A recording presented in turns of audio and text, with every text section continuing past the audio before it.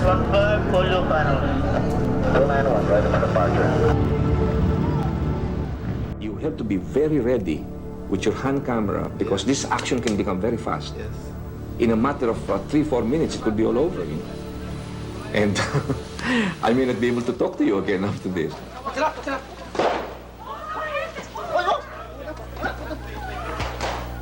10 years ago, Ninoy Aquino's body was roughly thrown into a waiting AFSACOM van by his military escorts. It was a brutal assassination that hinted of a deeper conspiracy. I am returning to the Philippines because my country is now in crisis. Sandra was one of the journalists who met Ninoy in Taipei and interviewed him the night before. I had never met him before. I only knew what I'd read and heard about him. But I thought he's somebody who's made his decision, who is at peace with the decision he's made, who can sell it to an outsider as if it's possible.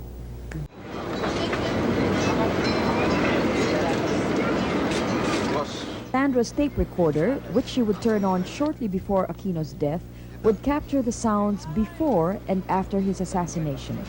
It would become valuable evidence and help piece together the events of the day. And then these three soldiers, the famous three soldiers, walked on. And suddenly you realize that this was not right. It was not right. It wasn't a welcome.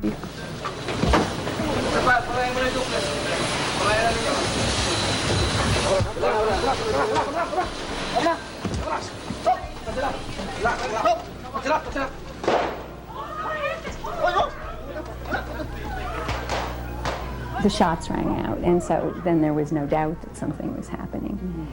And then it was clear to me in a subconscious way that I wasn't going to get out and see what happened on the stairs.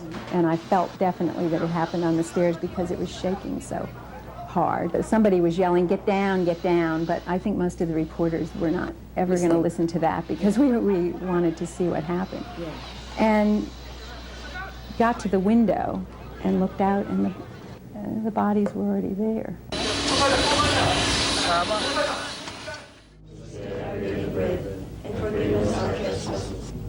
Cory Aquino in Boston felt letting the world know what happened to her husband was her family's best weapon. Hours after she heard the news, she appeared on all major networks. And I am glad that my husband tried to do everything he could for the good of the people. Excuse me.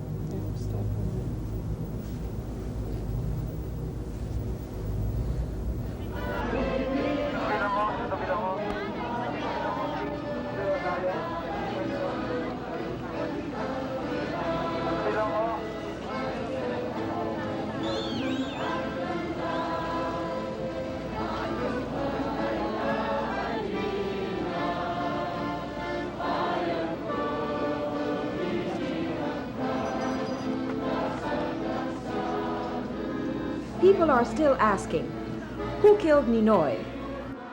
From the start, acquitted lahat. Investigative lawyer Francisco Villa was the only member of the Agrava Commission with a private eye background. He said a later investigation proved Marcos made sure Ver and his colleagues would be found innocent. Si Manning Herrera, now Court of Appeal Justice, yan ang nag-testify na siya ngayon, siya ang prosecutor noon. Tinawag sila ni President Marcos sa Malacanang at walang duda, sinabi na hindi pwedeng makonvict, walang conviction dito, malinaw yun, sinabi. Kaya sabi ng Supreme Court, foul, that's null and void, thrown out, new trial. Ayun, nagkaroon ng new trial. Yung first hearing namin, acquitted na kami, ano. Then, pumasok itong bagong, yung bagong administration, si Ms. Aquino, na reopen ito. So parang nawala rito yung yung karapatan ng tao, yung natawag pa rin tuloy na yung double jeopardy. In 1991, so many members of the military were convicted for the double murder of Benigno Aquino Jr. and Rolando Galman. They were all sentenced to life imprisonment. 10 years later, the triggerman is identified and the military conspiracy revealed. But who is the mastermind?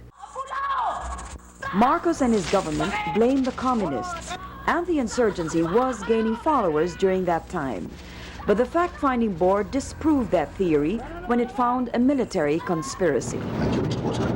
General Ver was implicated. Could he be the mastermind? Certainly, he had the military at his command. But most agree Ver would do this only if someone commanded him. You'll have to go up higher. General Ver, he was a very loyal man. He was a very good soldier to his commander-in-chief. Yes. Who would be the mastermind in your theory?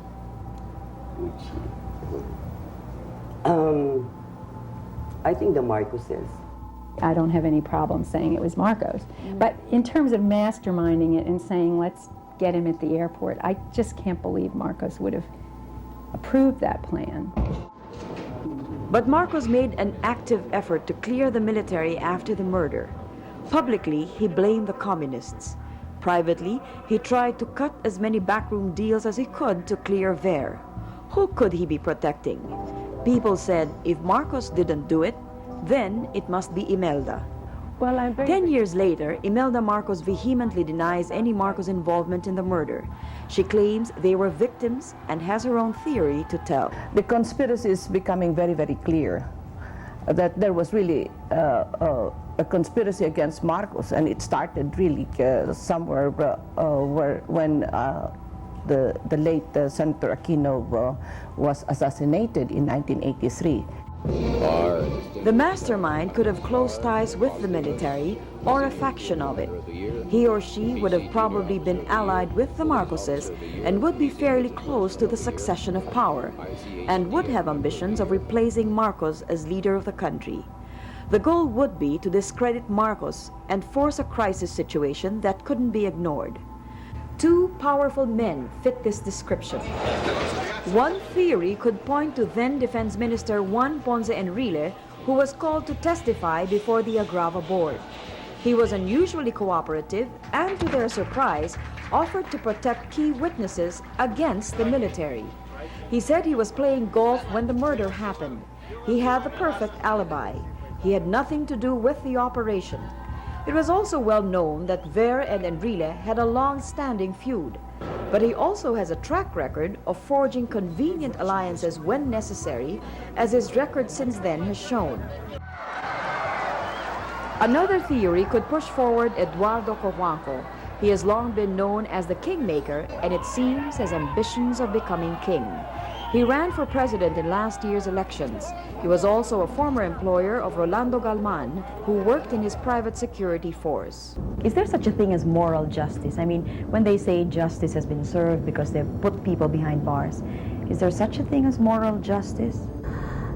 I think more than whatever I dreamed of has been accomplished, in the sense that the people were awakened, and in fact, this was the beginning of the people power. I really was not expecting very much. And so the mere fact that at least the actual killers have been put behind bars is already a big accomplishment, and certainly a big comfort for me, and I guess for the Filipino people. I understand that they're now asking for amnesty. Yes, I was told that, and I was saying that I had said even before I became president, because I think I was asked in some forum, would there be any occasion where you could forgive them? And so I said, well, first they would have to ask for my forgiveness, and secondly, they would have to tell me the truth and tell me who the mastermind was. I mean, who ordered the execution of my husband. Pero nakita ko din yung video. Although it's now been proven they are lying, the convicted men stick to their story. The mastermind must still have some sort of political clout and, at the very least, economic resources. Somebody is still assuring them na huwag kayong kalala, kami ang bahala sa inyo. Yes. We were hoping one of them will break. But up to now, wala pa rin. Kami andun sa ano sa ibig sabihin kung sa pelikula kami rin nasa ano mismo nasa camera So kami natutukan dito. Kami rin nasa scene, kaya Dapat lang kami talaga yung humarap dito at paliwanag lahat ang mga pangyayaring ito. Sinong direktor? Yun nga ang gusto namin malaman, yung direktor eh.